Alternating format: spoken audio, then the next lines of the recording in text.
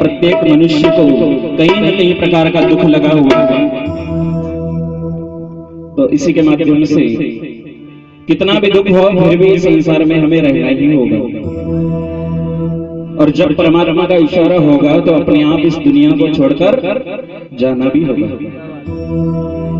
तो कहा है, हो या कई रे माया का लोभी एक दिन जानो रे, या कई रेणो रे, ओ या कई रेणो रे माया का लोभी एक दिन जानो रे, या कई रेणो रे।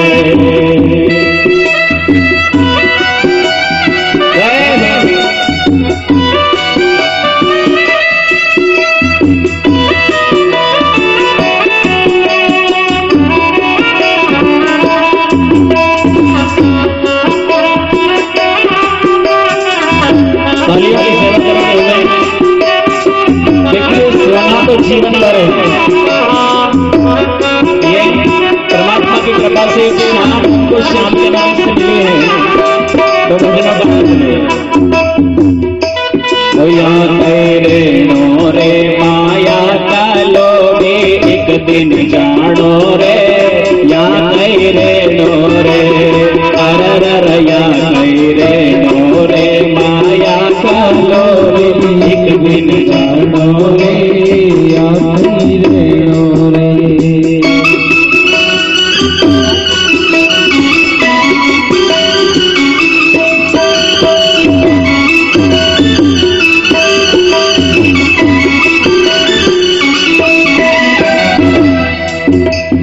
कभी तेरा नवा कपड़ा फाटा से बनहेड़ा रे, कभी तेरा नवा कपड़ा फाटा सो बनहेड़ा रे।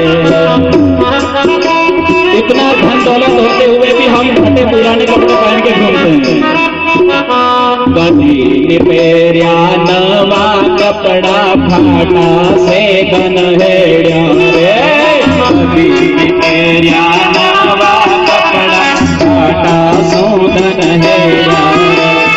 मरवा के पाछे शापो बंधावे, मरवा के पाछे शापो बंधावे, तू कई रे या कई रे नो रे, या कई रे नो रे माया का लोभी एक दिन जानो रे, या कई रे नो रे।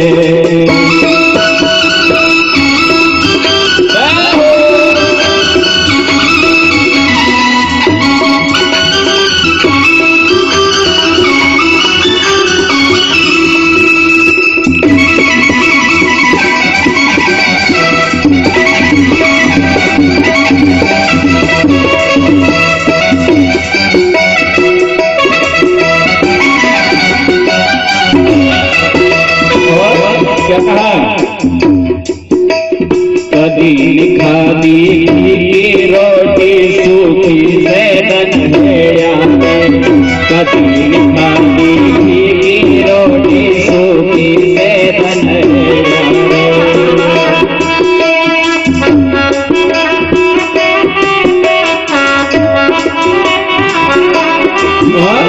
मरवा के पाछे हलवो बाटे, मरवा के पाछे हलवो बाटे, तू कई खावे रे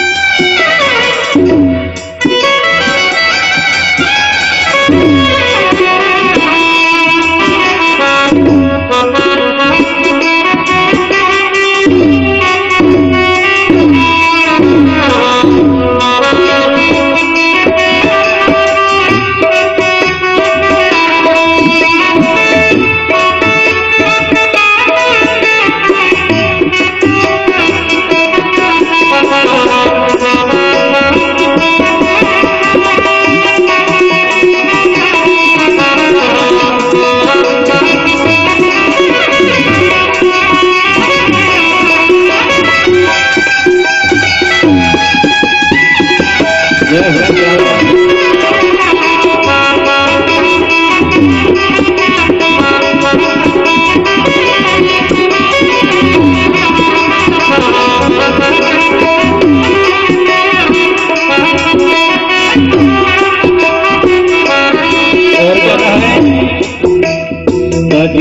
बैठो मोटर गाड़ी पैदल पैदल चालो रे, कदी बैठो मोटर गाड़ी पैदल पैदल चालो रे।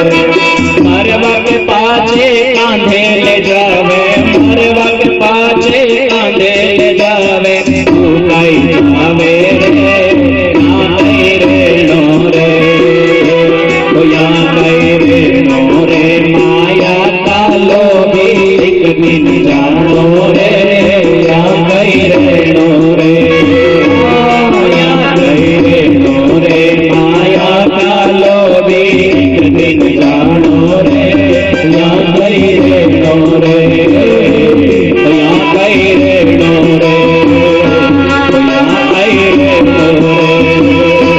या रे नो। बोलिए गजानंद भगवान की, कृष्ण चंद्र भगवान की। और रोते रोते कन्हैया ने जैसे अपने पैर उछाले, जैसे ही चरणों का स्पर्श उस छकड़े का हुआ, छकड़ा कोसों भर योजन ऊपर गया और वहीं से उल्टा धड़ाम से नीचे गिर जाता है। आज कन्हैया ने शकटासुर का भी उद्धार कर दिया।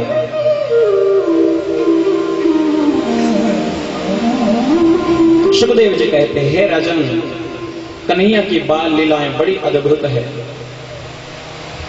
शकटासुर का उद्धार हुआ। आज कैलाश पर्वत के ऊपर समस्त देवता भगवान श्री कृष्ण के दर्शन करने आते जाते रहते थे। आज भगवान भोले बाबा आंखें बंद करके जैसे साधना में लीन होते, तपस्या करते हैं, आंखें जैसे ही बंद की तो भगवान शिव को एक छोटे से बालक का दर्शन होता है। हरे हरे बाल रूप का दर्शन हुआ। नंद बाबा ने, भगवान शिव ने सोचा, मैं तो राम का ध्यान करता हूं, फिर ये बालक कैसे आता है मेरे ध्यान में। थोड़ी देर बाद फिर ध्यान लगाया तो फिर वही छोटा सा बाल रूप ठाकुर जी का। नारद जी आए, नारद जी से पूछा, क्यों नारद, आज मेरा ध्यान भंग क्यों होता है? जब भी मैं ध्यान लगाता हूं तो कोई छोटा सा बालक आता है। नारद ने कहा, प्रभु आप तो सर्वांतर्यामी हो। हे भोले, इस ब्रज की भूमि में द्वापर युग में श्री कृष्ण का अवतार हो चुका है। ब्रज भूमि में कई प्रकार की वो लीलाएं कर रहे हैं। बाल्य अवस्थाएं अभी तो हम समस्त देवता भगवान के दर्शन करके आ चुके हैं। भोले बाबा ने कहा, तो मैं भी कन्हैया के दर्शन करने के लिए जाऊंगा। जैसे ही दर्शन करने के लिए भोले बाबा चलने लग गए, नागों ने कहा, हमें भी साथ में ले जाओ, हम भी दर्शन करेंगे। भगवान शिव ने अद्भुत श्रृंगार किया, गले में नाग भस्म धारण की, त्रिपुंड लगाया, मस्तक की जटाओं को संवार लिया और भगवान भोले बाबा दर्शन करने के लिए ब्रज की भूमि में आ जाते हैं। आज नंदगांव में आ जाते हैं और नंदगांव में डमरू बजाते हुए, नाचते हुए, घूमते हुए भगवान श्री कृष्ण के दर्शन के लिए नंद भवन की ओर प्रस्थान करते हैं। आए हम भी भोले बाबा के साथ नंद भवन में चलें कन्हैया के दर्शन करने के लिए। बोलिए विश्वनाथ भगवान की जय। ऊंचे ऊंचे हो मंदिर तेरे भोलेनाथ, तो चाहे तेरा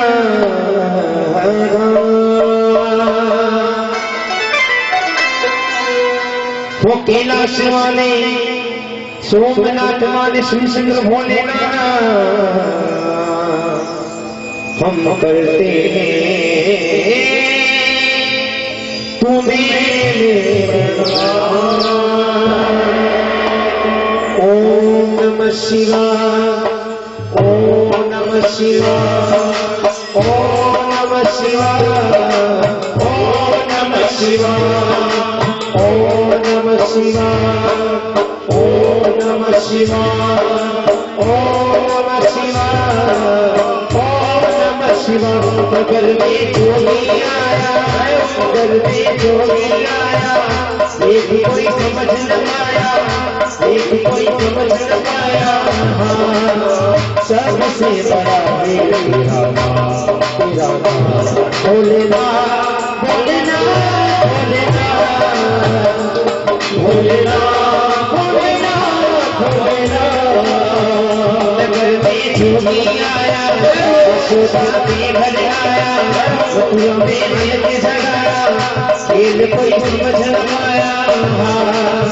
सबसे बड़ा तेरा नाम, तेरा नाम भोलेनाथ, भोलेनाथ, भोलेनाथ, भोलेनाथ, भोलेनाथ, भोलेनाथ।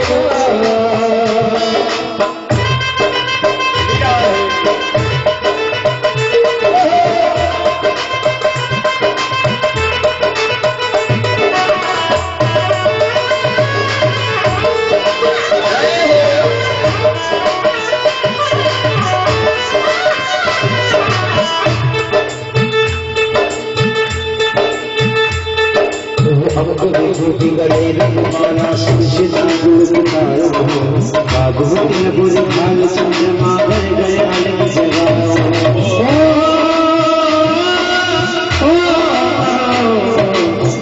विभूति गले समाना शेष नाम लिखो। भागवती बुरी भाग चंद्रमा घर गए अलग जगाओ।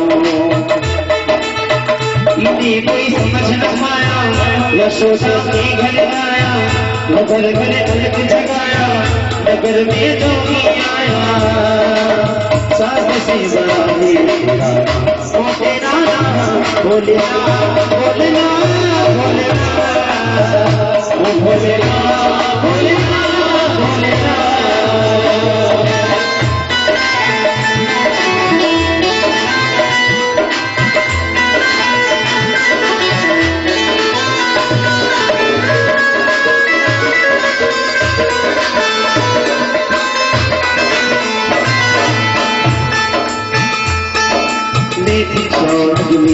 रानी कंचन चालू करायो, जो दीक्षा कर जो जाने मारो लाल करायो।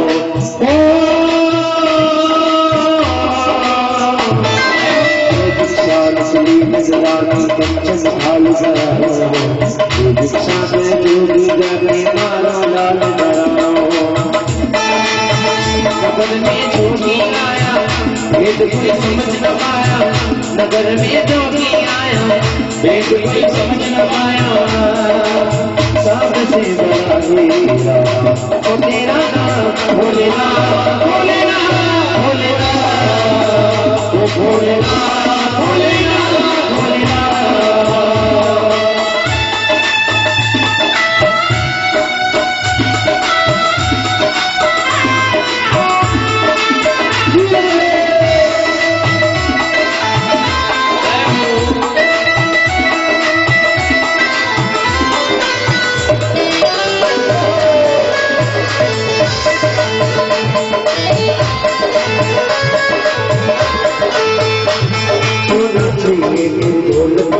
और ये एक माया, होना चाहिए तेरी दौलत दुनिया और ये एक माया। अपना का दर्शन कराने में दर्शन सो पाया।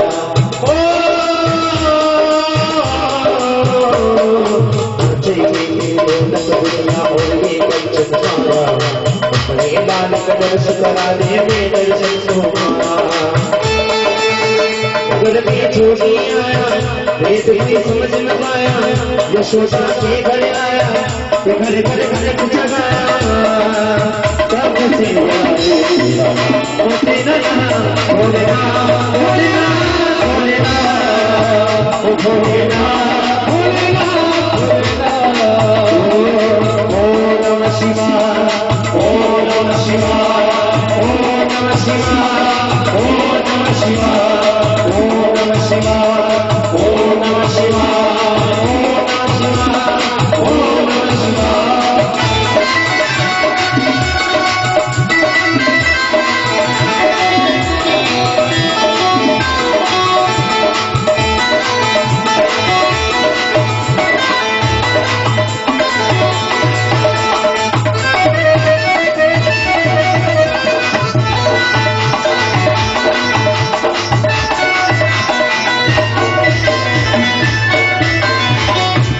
बोलिए शंकर भगवान की जय। आज भगवान भोले बाबा ने श्री कृष्ण के वृंदावन की भूमि में आज कन्हैया के दर्शन करने के लिए जैसे ही द्वार पे आए, अलग जगाया, अलग निरंजन जैसे ही अलग जगा करके कुछ गोपियां आई नंद बाबा के पास में और नंदरानी के पास जाकर के कहा, नंदरानी आज आपके द्वार पे कोई एक अद्भुत योगी आया है। जैसे ही दर्शन किए, चरणों में प्रणाम किया गोपियों ने, नंदरानी ने कहा, अगर बाबा आएंगे, योगी आया है तो उन्हें दान देना चाहिए। बहुत सारी वस्तुएं दान की रखी, सामग्रियां, और दान करने के लिए जैसे ही गई, जैसे ही दान दिया, लो बाबा ये हीरे पन्ने माणक मोती ये सब रखिए दान में, अन्न धन वस्त्र जो चाहिए सो मेरे लाला के बधाई में मैं आपको देती हूँ। भगवान श्री भोलेनाथ कहते हैं, देवी मुझे बधाई में ये सब नहीं चाहिए, ये कंकर पत्थर इन्हें लेके मैं क्या करूंगा? इतने सारे कंकर पत्थर के तो मेरे पास पहाड़ भरे हुए हैं, तुम्हें चाहिए तो मैं तुम्हें दे दूंगा भंडार भर के, रख लेना तुम्हारे पास, मुझे नहीं चाहिए ये, इनका मैं क्या करूंगा? बाबा फिर आपको क्या चाहिए? भगवान विश्वनाथ कहते हैं, देवी मुझे तो बस तुम्हारे लाल के दर्शन करवा दो, आंस लेके आया हूं, तुम्हारे लाला के दर्शन करूंगा। यह सुनते ही नंदरानी कहती है, नहीं बाबा मैं दर्शन नहीं करवाऊंगी आपको। भगवान शिव कहते हैं, मैं तो तुम्हारे लाला के ही दर्शन करने आया हूं, मुझे ये सब नहीं चाहिए। बाबा जब से मेरे लाला का जन्म हुआ है, अवतार लिया है मेरे लाला ने, तब से कोई न कोई आता ही रहता है। कभी पूतना आई मेरे लाला को मारने के लिए, कभी तृणावर्त आया, वो तो परमात्मा की कृपा है जो मेरे लाला बार बार बच जाते हैं, या किसी देवता कुल देवता के आशीर्वाद से मेरे लाला को कुछ भी नहीं हुआ।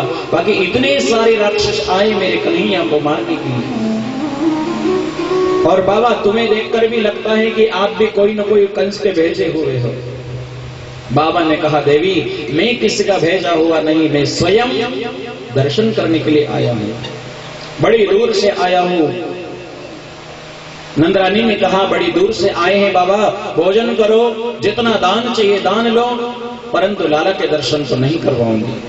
भगवान श्री कृष्ण से मन ही मन में भगवान विश्वनाथ ने पूछा, हे जगन्नाथ मैं आपके दर्शन करने के लिए आया हूं और आप मुझे दर्शन नहीं देना चाहते। ठाकुर जी ने कहा, बाबा इस समय मेरा यह शरीर, यह मेरा रूप मां भगवती यशोदा के यहाँ रखा हुआ है और मैं अपने पैरों के चल से मैं नहीं आ सकता, मैं आपको दर्शन देने नहीं आ सकता, आपको ही मेरा दर्शन करना पड़ेगा। भगवान विश्वनाथ से कहा, भगवान कहते हैं, कन्हैया अब कुछ न कुछ उपाय तो आप करो। कन्हैया पालने में थे और रोना प्रारंभ कर दिया। नंदरानी गई पालने के पास में, देख नंदरानी को देख करके कन्हैया और ज्यादा रोने लगते हैं। कन्हैया को उठाया, गोदी में लिया, कभी पालना झुलाती है, कभी स्तनपान कराती है, कभी माखन खिलाती है और कभी घुमाने ले जाती है, पर कन्हैया रोना बंद नहीं करते और ज्यादा रोने लगते हैं। अब तो गोपियां इकट्ठी हुई और कहती है, नंदरानी हो न हो, जो जोगी बाबा आया था उस बाबा ने तुम्हारे लाला को नजर लगा दी है। बहुत ज्यादा रो रहे हैं कन्हैया। यशोदा मैया कन्हैया को चुप कर रही है पर नहीं होती, अधिक से अधिक रोते गए।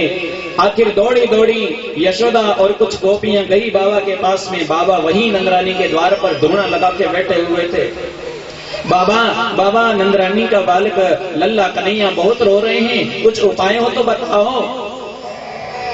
बाबा ने कहा, जानता हूं मैं बड़ा लंबा चौड़ा मंत्र, मैं तुम्हारे लाला को मंत्र लगा दूंगा तो कभी भी जीवन में इसे नजर नहीं लगेगी देवी, परंतु मेरी एक शर्त है, तुम्हारे लाला को मुझे दिखाना होगा, मेरी गोदी में लेना होगा, तो मैं तुम्हारे लाला को ऐसा मंत्र लगाऊंगा, ऐसा मंत्र फूकूंगा कि जीवन में कभी नजर नहीं लगेगी, कभी नहीं रोएगा जीवन में, दुनिया को रुलाएगा पर ये खुद कभी नहीं रोएगा। हरे हरे। नंद रानी भाव विभोर हो गई, बाबा अब मैं दर्शन करवाऊं, चलो आप मेरे घर चलो। नंद बाबा अपने घर में भगवान विश्वनाथ को ले जाती है, सुंदर आसन दिया। भगवान कहते हैं देख रे कन्हैया कितनी स्वार्थी है तेरी अम्मा, ये बुढ़ी हो गई है फिर भी स्वार्थ नहीं छोड़ा इसने। जब मैंने कहा दर्शन करा दो साधारण रूप में नहीं करवाया, और जब तुम रोने लग गए और मैंने कह दिया कि मैं मंत्र जंतर जानता हूं और कभी नहीं रोएगा, जब ये स्वार्थ दिया तो कहती हैं आओ मेरे घर पे मैं दर्शन करवाऊंगी। कन्हैया ने कहा बाबा अब मैं कुछ नहीं कर सकता, आओ चरणों वहां बैठे नंद भवन में। नंद रानी अंदर गई, पालने में से कन्हैया को उठाया, अपनी गोदी में लेकर के आई, आसन सामने लगाया और बैठ जाती है। बाबा लो दर्शन कर लो, ये मेरा लाला है। अब इसके कान में कोई ऐसा मंत्र फूंक दो जिससे कि जीवन में कभी नहीं रोए। भोले बाबा ने कहा पहले मेरी गोदी में दो। नंद रानी ने कहा बाबा ये सांप बिच्छू है ना, इनको देख करके डर लगता है। बाबा ने कहा चिंता मत करो, ये सब सांप मेरे पालतू सांप हैं, कोई किसी को नहीं काटता है। बाबा कभी किसी ने पुकार दिया तो नहीं। नंद रानी आप चिंता मत करो, अरे तुम्हारा लाला स्वयं शेषनाग पर शयन करने वाला है, भला ये छोटे मोटे सांपों से क्या डरेगा। हरे हरे। अरे इसकी स्वयं छत्र छाया ही शेषनाग करते हैं, तो ये डरने वाला नहीं है, ये सबको डरा सकता है। अरे ये तो कंस का काल बन के आया है, लाओ दर्शन करवा दो, मेरी गोदी में दो। नंद रानी ने डरते डरते कन्हैया की गोदी में देने की हाँ करी। भगवान ने कन्हैया से इशारा किया रोते रहना, बंद मत हो जाना। अगर रोते रोते बंद हो गए तो नंद रानी सोचेगी बस दूर से ही असर हो गया, गोदी में नहीं देगी। कन्हैया रोते जाते हैं, बंद नहीं हुए। जैसे ही बाबा के हाथ में दिया कन्हैया को गोदी में लिया भगवान विश्वनाथ ने, और अश्रुधाराएं भगवान शिव की बहने लगती हैं और कन्हैया ने रोना बंद कर दिया। नंद रानी कहती बाबा तो बड़े चमत्कारी हैं। बाबा ने लाला का रोना खुद ले लिया और अपनी हंसी लाला को दे दी। बाबा आप तो बड़े चमत्कारी हो। विश्वनाथ ने कहा हाँ देवी बड़ा चमत्कारी हूं। यशोदा ने पूछा बाबा और कुछ बताओ मेरे लाला के बारे में, आपको देखकर तो ऐसे लगता है कि आप बहुत बड़े ज्योतिषी हो। विश्वनाथ ने कहा हाँ सबसे बड़ा ज्योतिषी हूं, मैं जानता हूं, सब कुछ जानता हूं। तो बताओ बाबा मेरे कन्हैया के बारे में कुछ ना कुछ तो बताओ, अरे कैसा होगा, क्या करेगा। विश्वनाथ ने कहा देवी तो सुनो, बताओ कि पहले मैं क्या बताऊं तुम्हारे लाला के बारे में। बाबा सबसे पहले ये बताओ कि मेरे कन्हैया की पत्नियां कितनी होगी और कैसी होगी। अरे और तो सब बाद में पूछूंगी, पहले कन्हैया की पत्नियों के बारे में बताओ। जो मेरा छोटा लल्ला है इसका विवाह कहाँ होगा।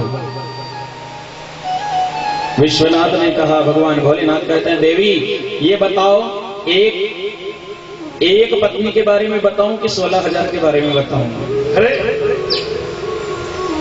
बाबा 16,000? हाँ तुम्हारे लाला की 16,108 पटरानियां होगी।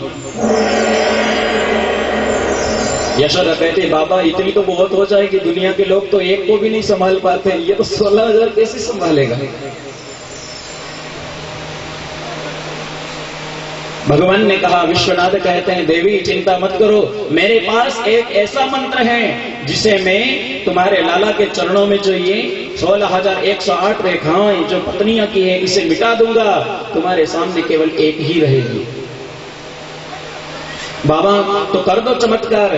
अब भगवान विश्वनाथ ने कन्हैया का चरण उठाया और अपने माथे से रगड़ना प्रारंभ कर दिया। अरे अपने मस्तक से रगड़ना प्रारंभ कर दिया। इतना रगड़ा भगवान बालकृष्ण कहते हैं बस अब तो छोड़ो, मेरे चरण दर्द करने लगे, मेरे पैर दर्द करते हैं, अब तो छोड़ दो। विश्वनाथ ने कहा नहीं छोड़ूंगा जब तक कि 16,108 को नहीं हटाओगे। कन्हैया ने कहा ये सब निर्धारित हो चुका है। कन्हैया, जब तक मैं घिसता रहूंगा, जब तक कि तुम ये नहीं कहोगे कि मैं यशोदा के सामने एक को रखूंगा।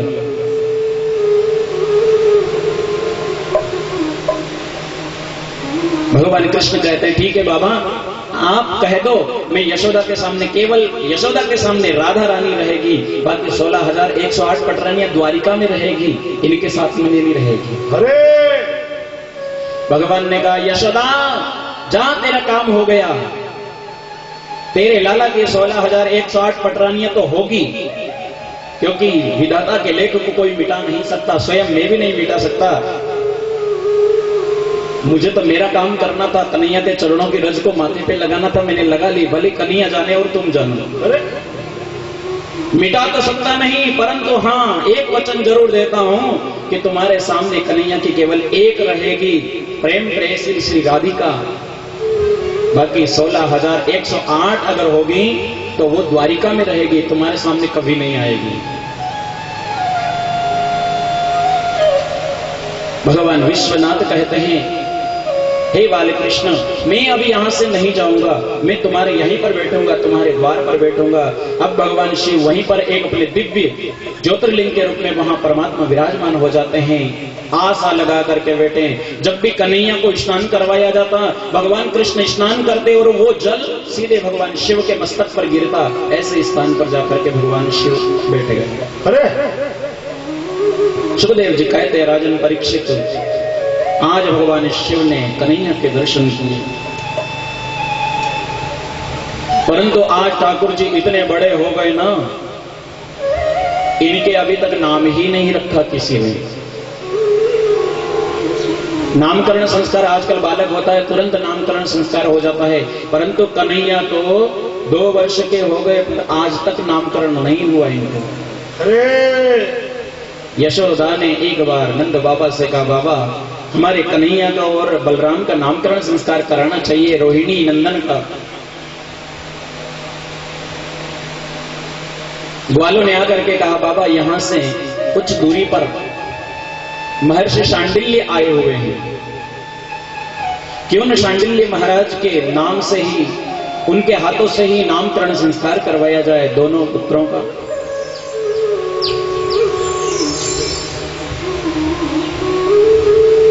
नंद बाबा ने कहा, देवी शांडिल्य जो हैं, गुरु शांडिल्य मेरे गुरु है, अपने कुल के गुरु हैं, और रोहिणी नंदन का भी नामकरण संस्कार करवाना है। ये तो राजकुमार हैं, वसुदेव की पत्नी से, वसुदेव के बड़ी पत्नी रोहिणी के गर्भ से रोहिणी नंदन का भी नामकरण होगा, तो क्यों ना हम गर्गाचार्य जी को बुला करके नामकरण संस्कार करवाएं। गर्गाचार्य जी को समय पे बुलाया गया, शांडिल्य ऋषि ने गर्गाचार्य जी को भेजा। गर्गाचार्य ऋषि आए, गौशाला के अंदर गुप्त रूप से, किसी को नहीं बताया कि नामकरण संस्कार होगा, क्योंकि नंद बाबा अगर किसी ग्वाले को बता देते तो ग्वाल वाल फिर से घर के सामने भीड़ लगा लेते, ढोल नगाड़े मृदंग बजा करके। कन्हैया का नामकरण संस्कार ऐसे थोड़ी ना होता था, वृंदावन की भूमि में जानते थे, इसीलिए गुप्त रूप से गर्गाचार्य जी को बुलाया। गौशाला में गणपति षोडश मातृका नवग्रह आदि का पूजन किया गया, नंदी श्राद्ध तर्पण किया गया, और गर्गाचार्य जी ने दोनों राजकुमारों का नामकरण संस्कार किया। अब नंदरानी कहते हैं, रोहिणी बहन देखे तो सही ये गर्गाचार्य जी कितने चमत्कारी हैं, जानकार हैं या नहीं है, थोड़ी परीक्षा लेते हैं इनकी। अरे अब रोहिणी नंदन बलराम जी को यशोदा ने अपनी गोदी में ले लिया, और रोहिणी ने भगवान श्री कृष्ण को अपनी गोदी में लिया और बाबा के सामने पहुंचे और कहा, मेरे इन बालकों का नामकरण संस्कार कर।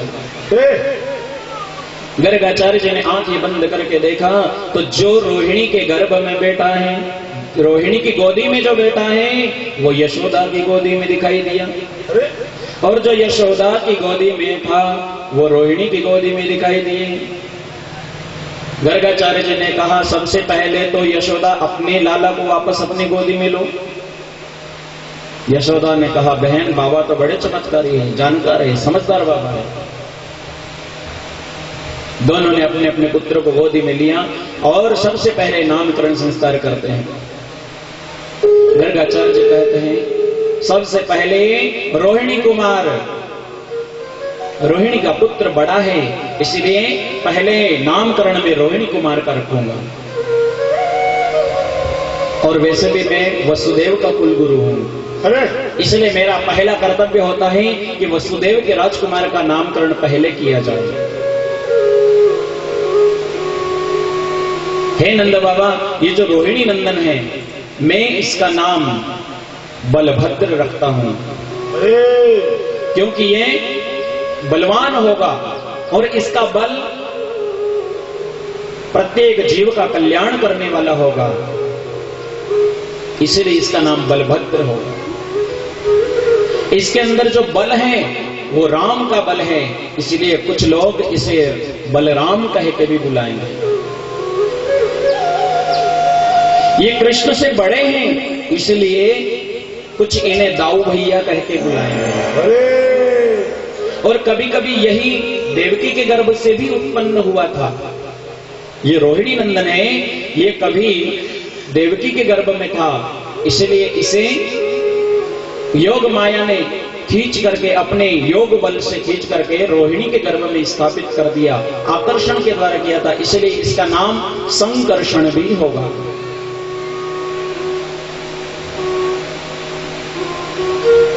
नंद बाबा ने कहा, गुरुवर अब मेरे बालक का नामकरण संस्कार करो, मेरे कन्हैया का, इनका नाम क्या होगा? गर्गाचार्य जी ने कहा, देखो नंद बाबा, ये जो तुम्हारा पुत्र है, ये कृष्ण पक्ष की रात है और इसका रंग भी काला है, इसलिए कृष्ण पक्ष में हुआ है, इसलिए इसका नाम कृष्ण होगा। और ये दैत्यों के लिए काल बन के आया है, इसलिए इसको कोई काल कह के भी बुलाएगा। सुखदेव जी कहते हैं, राजन गर्गाचार्य जी कहते हैं कि हे नंद बाबा, कभी कभी ये देवकी का पुत्र भी था, इसलिए इसका नाम देवकी नंदन होगा। वसुदेव का पुत्र भी था, इसलिए इसे कुछ वासुदेव कह के बुलाएंगे, इसलिए तुम्हारे इस पुत्र का नाम वासुदेव श्री कृष्ण होगा। जैसे जैसे ये कर्म करेगा वैसे वैसे इसके नाम पढ़ते जाएंगे। क्या क्या नाम रखूं मैं इनके? इनके तो बहुनी नामानी, बहुनी संति नामानी, इनके कई नाम होंगे। सुखदेव जी कहते हैं, राजन परीक्षित, आज गर्गाचार्य जी ने कन्हैया का नामकरण संस्कार किया। कहते हैं, बहुनी संति नामानी रूपाणी च सुतस्पते गुणकर्माणु रूपाणि तान्यहं वेद नो जना।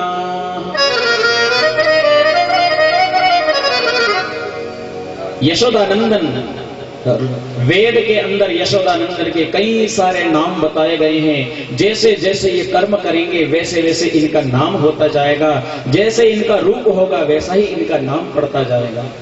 गुप्त रूप से नंद बाबा ने आज नामकरण करवा लिया। आज नंद बाबा ने गर्गाचार्य से कहा, बाबा खीर भोजन करो हमारे घर पे, क्योंकि नामकरण संस्कार किया इसलिए भोजन कराना भी जरूरी है। ब्राह्मण भोजन, देवी ब्राह्मण भोजन, मैं स्वयं बनाऊंगा भोजन। आज गर्गाचार्य जी ने अपने हाथों से खीर बनाई। खीर बना करके अपने सामने रखी, ठाकुर जी को तुलसी दल डाला और भोग लगाया। अब तो थोड़े बड़े हैं ना, घुटने के बल चलने लगते हैं। अरे खीर का भोग लगाया अपने सामने और हाथ जोड़कर कहते हैं, आइए भगवान भोग लगाइए। अब कन्हैया नंद रानी के पास में बैठे हुए थे, तो जैसे ही इधर गर्गाचार्य जी ने कहा, बाबा आइए, हे कृष्ण, हे ठाकुर जी भोग लगाइए। नंद रानी के गोदी से उठे और धीरे से जाकर के गर्गाचार्य जी के पास सामने जाकर के बैठ गए और खीर खाने लग जाते हैं। अरे गर्गाचार्य जी ने जैसे आंखें खोल के देखा तो, अरे यशोदा, तेरे लाला ने मेरी खीर को झूठी कर दी, अब नहीं कहूंगा तुम्हारे घर का भोजन नहीं करूंगा। बाबा ये तो छोटा बच्चा है, नहीं समझता, आप फिर से बनाएं। वापस गर्गाचार्य जी ने खीर बनाई, फिर से तुलसी जल डाला और जल घुमाया और फिर कहा, आइए भगवान भोजन करिए। और जैसे ही आंखें खोली तो देखा ठाकुर जी फिर सामने बैठे हुए हैं। यशोदा, तुम्हारा लल्ला तो बिना बुलाए आकर के मेरी थाली झूठी करता है, खीर झूठी कर जाता है। कन्हैया ने तोतली भाषा में कहा, मैं नहीं आता, तुम ही बुलाते हो मुझे। अरे क्यों बुलाया मुझे कि आइए भगवान भोजन करिए। गर्गाचार्य जी की आंखें खुली की खुली रह गई। देखा जिस बाल ब्रह्म के रूप में स्वयं परमात्मा विराजमान है, दिव्य रूप के दर्शन हुए गर्गाचार्य जी को। अब आंखें खुली की खुली रह गई। गर्गाचार्य जी ने ध्यान से उनकी समाधि लग जाती है। बहुत देर बाद समाधि टूटी तो देखा नंद बाबा यशोदा सब उनके सामने बैठे हैं। बाबा की समाधि लगी है या बाबा पहुंच गए? यशोदा ने हाथ से धक्का दिया, बाबा होके चले गए। बाबा ने कहा, गया नहीं हूं, यहीं पर हूं। देवी तुम्हारा ये बालक अति अद्भुत बालक है, साधारण नहीं हो सकता। इनके तो अनेकों नाम होंगे। इतने में गोपियों को पता चल गया, ग्वालों को पता चल गया। ग्वाले दौड़े दौड़े आ गए। क्यों बाबा, हमें बिना बुलाए और बिना बताए इसका नामकरण संस्कार करवा लिया कन्हैया का? अरे ठीक है, आपने बिना बताए अगर नामकरण संस्कार किया है तो हम अपनी तरफ से भी इसका नामकरण करेंगे। अरे अरे आपने हमको क्यों नहीं बताया? इसलिए हम अपनी तरफ से कन्हैया का नामकरण रखेंगे। गोपियों ने कहा, तुम्हारा लाला माखन चुराएगा, इसलिए माखन चोर होगा। हमारे मन को इसने चुरा लिया है, हम इसके बिना नहीं रह सकते, इसलिए ये मनमोहन होगा। गोपियों ने कई तरह के नामों से कन्हैया को पुकारा। कोई कहे गोविंद, कोई गोविंद कह के बुलाता है, कोई गोपाल कह के बुलाएगा। हरि के तो कई सारे नाम हैं, हरि के इतने नाम हैं। कोई गोविंद कहता है, कोई गोपाल कहता है, कोई गिरधर कहता है, कोई नटवर कहता है, कोई नागर कहता है। बहुत सारे नाम हैं, इसलिए तो भक्त कहते हैं हो हरि थारा नाम हजार, कैसे लिखूं पत्री।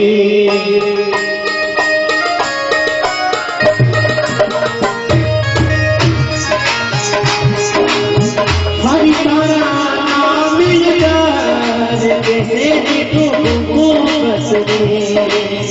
हरि थारा नाम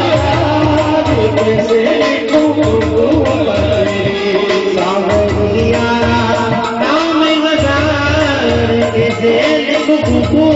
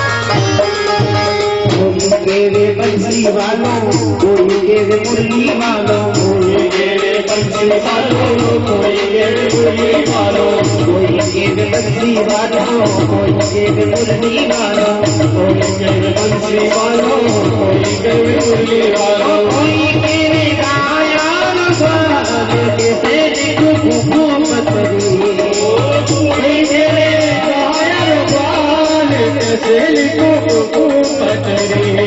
हरि थारा नाम हजार, कैसे लिखूं पत्री। बावरिया थारा नाम हजार, कैसे लिखूं पत्री।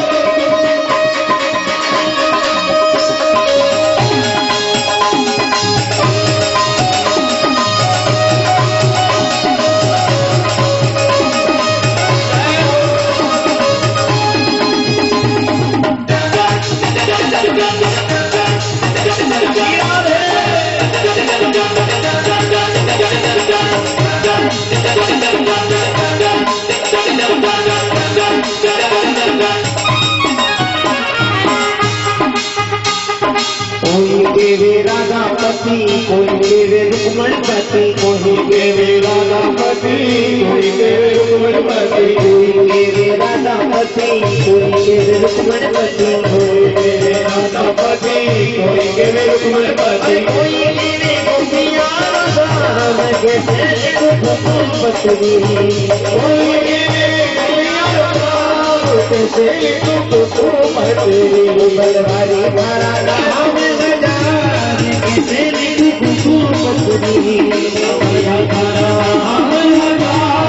किसे लिखूं पत्नी।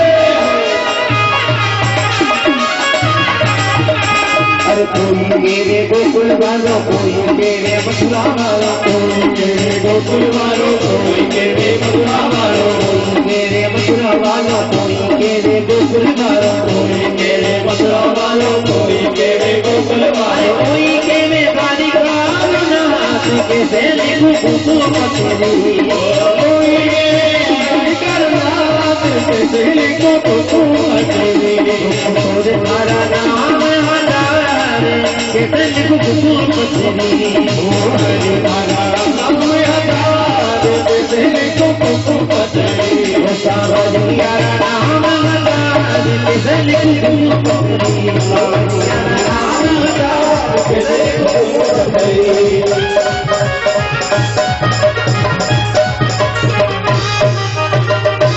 बोलिए बांके बिहारी लाल की जय।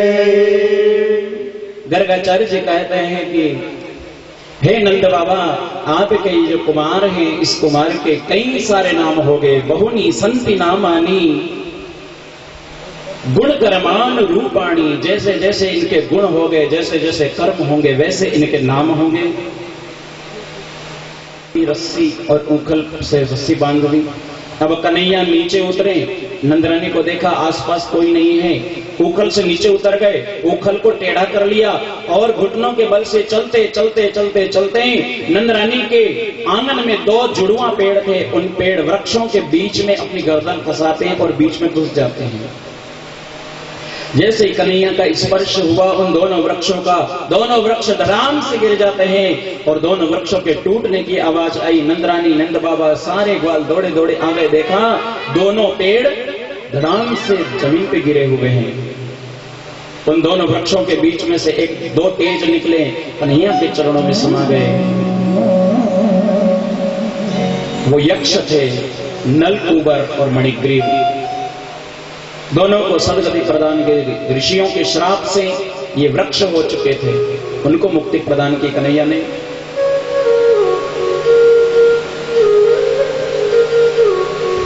कन्हैया के कमर से ऊंकल को छोड़ा, रस्सी को छोड़ा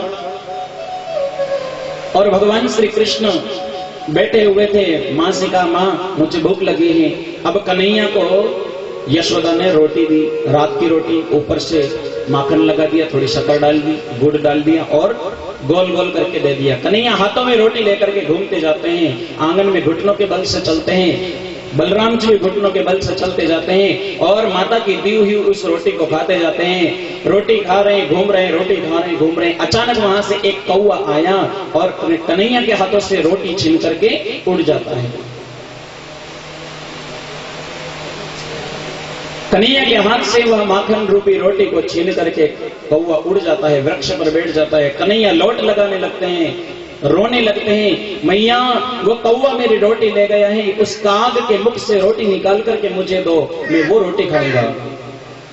कौवा रोटी लेकर के चला जाता है, कन्हैया रोने लगते हैं। यशोदा आती है, कन्हैया कौवे की झूठी रोटी नहीं खाना चाहिए, ये कौवा की झूठी रोटी खराब होती है, गंदी हो जाती है। कन्हैया कहते हैं, ये साधारण कौवा नहीं है, ये मेरे काग भुषुंडी जी हैं पूर्व के, मुझे तो इसी कौवे की झूठी रोटी चाहिए। रसखान जी कहते हैं, दूर भरे अति शोभित श्याम जो बनी सिर सुंदर चोटी, खेलत खात फिरे अंगना, पग पेंजनिया गलती लिख छोटी, या छवि कौर से खान विलोकत, मार विकाम कलानी देखोटी, काग के भाग बड़े सजनी,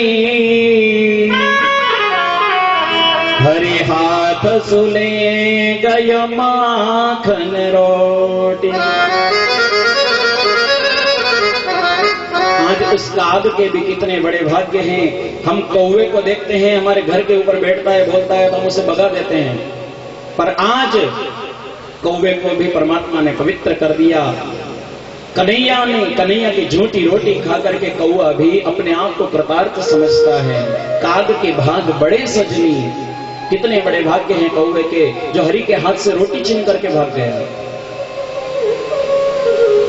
वह परमात्मा जिनकी तपस्या करते करते योगी जन अपनी तपस्या अपने शरीर को नष्ट कर देते हैं, अपनी अहंकार मोह लोभ को नष्ट कर देते हैं।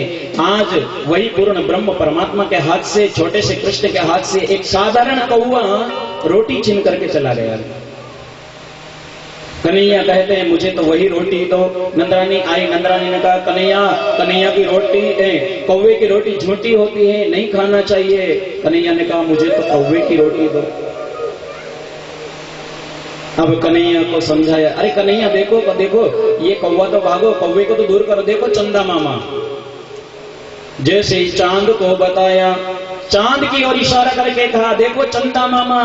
कन्हैया ने जैसे ही चंदा को देखा तो रोटी भूल गए और कहने लग गए, मैया मोरी चांद खिलौना लई हो, मैया मोरी चांद खिलौना लई, मैया मोरी चांद खिलौना लई हो, मैया मोरी चांद खिलौना लई। यशोदा ने कहा ये चांद क्या तुम्हारे बाप का है जो तुझे दे दो? नहीं नहीं, ये चंदा तुम्हें नहीं मिल सकता है कन्हैया। अरे ये चंदा तो दुनिया का चंदा है, ये तुम्हें नहीं मिल सकता है। कन्हैया ने कहा नहीं, ये चंदा मामा है, ये मुझे चाहिए। कन्हैया को लोरी सुनाती है। यशोदा कहती है कन्हैया मान जाओ, ये चंदा कोई खेलने की चीज नहीं है, ये चंदा सबका मामा है, पूरे संसार को प्रकाशित करता है। कन्हैया कहते नहीं नहीं, या तो मुझे रोटी दो या फिर चंदा दो, क्योंकि रोटी और चंदा दोनों में एक जैसे लग रहे हैं, इसलिए मुझे चंदा दे दो। कन्हैया चंदा नहीं मिलेगा, एक काम करो मैं तुझे नई दुल्हनियां ला दूंगी। अब तो कन्हैया कहते हैं चंदा को भी भूल गए, रोटी को भी भूल गए। कन्हैया कहते ओ मैया मुझे नई दुल्हनियां ला दे। अब तो यशोदा ने कहा दाओ इधर आओ, जरा डंडा लेके आइए तो आपको दुल्हनियां दे दे। कन्हैया कहते हैं तोतली भाषा में मुझे ये डंडे वाली दुल्हनियां नहीं, मुझे तो असली दुल्हनियां लाके दे दे। यशोदा ने कहा कहाँ है असली दुल्हनियां? कारो करूटो तो है, कीचड़ में लोटेगो और मुख कारो है जावेगो, कौन तेरो ब्याह करेगो? कन्हैया ने कहा मेरी दुल्हनियां तो पहले से निर्धारित है, मेरा ब्याह करा दे। काहे दुल्हनियां तो ब्रज की भूमि में बरसाने में रहती है, वृषभान की पुत्री है श्री राधा रानी, उसके संग मेरा ब्याह करा दे, मुझे उनसे मिला दो। कन्हैया कहते हैं तोतली भाषा में अपनी माँ से, ओ मैया हो बीरज की छोरी से राधिका गोरी से हो मेरो ब्याह करा दे मैया, हो मेरो ब्याह करा दे मैया। राधिका गोरी से मैया, बीरज की छोरी से, राधिका गोरी से, बीरज की मेरो राधिका गोरी से बिरज की छोरी से राधिका गोरी से बिरज की छोरी से मैया करा दे मेरो अरे ओ सुन ले माँ मेरी अरे ओ सुन ले माँ मेरी उम्र तेरी छोटी है उम्र तेरी छोटी है उम्र तेरी छोटी है उम्र तेरी छोटी है कैसे करा तू तेरो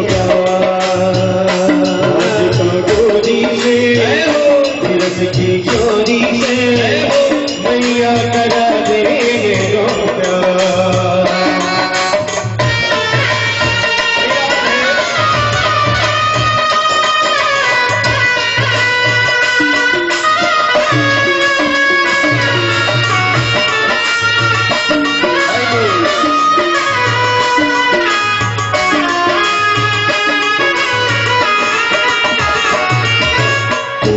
प्यार तोरी कैया नानी चढ़ाओ ना प्यार करावे तेरी कैया नानी चढ़ाओ ना प्यार करावे तोरी कैया नानी चढ़ाओ ना प्यार करावे तेरी कैया नानी चढ़ाओ आज के बाद मेरी मैया तेरी तेरी प्रणाम आज के बाद मेरी मैया तेरी तेरी प्रणाम आएगा अब जीत मारेगा राधिका गोरी से बिरज की छोरी से राधिका गोरी से बिरज की छोरी से मैया करा दे मेरो मैया करा दे मेरो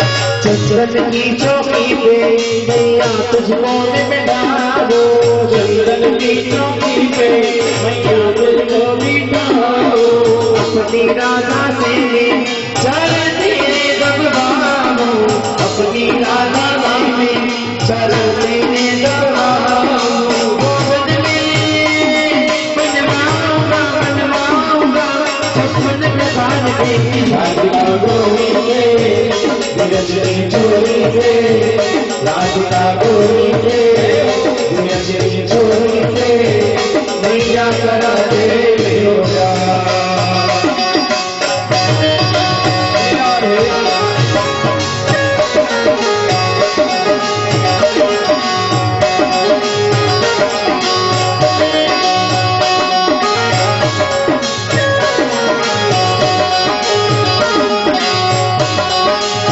छोटी सी दुल्हनिया जब अंगना में डोलेगी छोटी सी दुल्हनिया जब अंगना में डोलेगी तेरे सामने मैया घूंघट ना खोलेगी तेरे सामने मैया घूंघट ना खोलेगी खुदाओं से जागो जागो ऐसे निहार दे राधिका गोरी से बिरज की छोरी से राधिका गोरी से बिरज की छोरी से मैया करा दे मेरो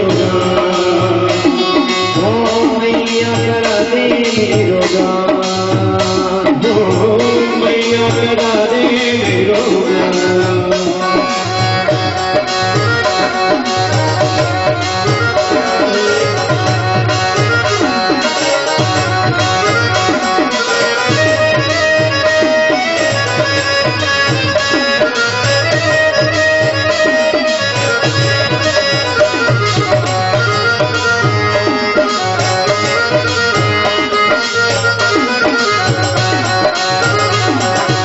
इस बातें का नाकी मैया बेटी मुस्कुराए, सही बातें का नाकी मैया बेटी मुस्कुराए, अपनी आंखें मैया हिजड़े से लगाए, मैया के हिजड़े से लगाए, नजर नहीं लग जाएगा, नजर आएगा अंधेरा को रास्ता बोली दे, गुरजी छोड़ी दे, मैया करा दे मेरा,